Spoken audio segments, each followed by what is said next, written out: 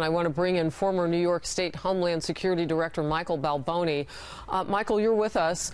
And, you know, as you look at this, I said good news off the top, and many people may bristle at that. But when you get one of these guys alive, you have told me that that is a day of opportunity. And we had a low hurt rate, if you will, injured rate, the most serious injuries with the bomber. So, Harris, when you take a look at where this happened, thousands of people go down this passageway every single day.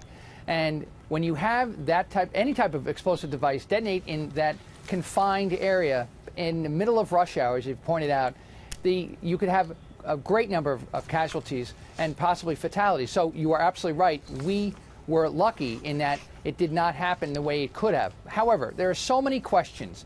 Why a pipe bomb? Why there? Where did he come from? He lived in Brooklyn, but was that where he originated his journey in the morning? Obviously, his motivation. What were the means? And they talk about a low-tech device.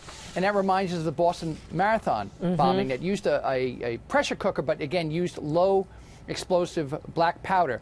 But of course, it reminds us also of Abu Muttalib, who was the underwear bomber, that his device went off in a way that did not take down the plane. And so the question is, what was this guy really planning to do? Was it that corridor that was his target, or was he going to try to head up to the Port Authority bus terminal? Wow. And when you hear the staggering number of people who are gathered at any one point during the day, I mean, they move, you know, north of 1 million people daily through there. But I mean, during rush hour, you've got hundreds of thousands of people moving through, not in one place, but the potential targets are mind-boggling.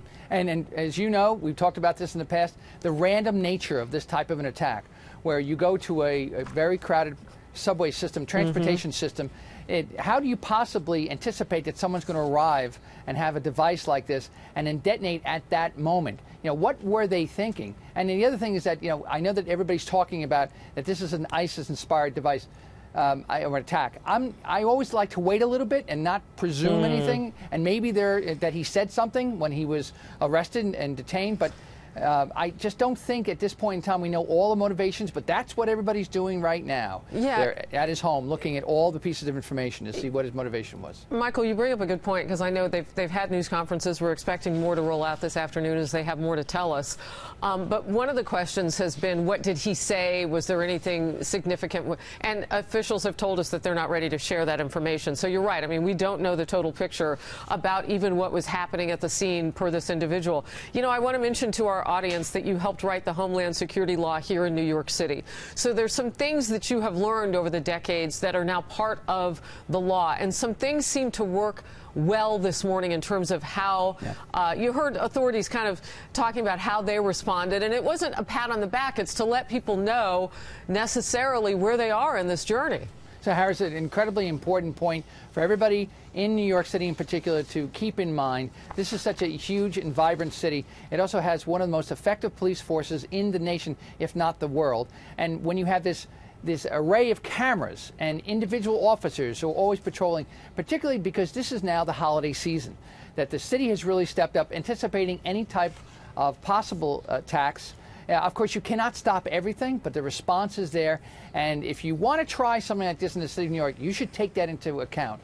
You are going to be stopped, and if you do have something happen, you're going to be arrested and taken into custody, if not other means taken to take you out, because this is a very secure and safe city, given its size and its, unfortunately, the target that it's always been. So what does the rest of our day look like in terms of them stepping up patrol? I mean, there are 3,000 officers daily who work the transportation systems at Port Authority, because we're talking ferries, buses. I mean, it's much more than just this one terminal. Yeah. The Port Authority is a massive operation, and obviously all the airports and the World Trade Center site, the George Washington Bridge, the Pat Tunnel, and of course the Port Authority bus terminal itself, but also the railway lines. You know, the Metropolitan Transportation Authority runs that. Their police forces work hand in hand with the New York City Police Department in and of itself. What they're doing now is, obviously, they've secured the site. They're also reassuring the public, but then they're doing the investigation, the forensic examination of what the device was. Are there any fingerprints on it? There's something else you can take from that device itself.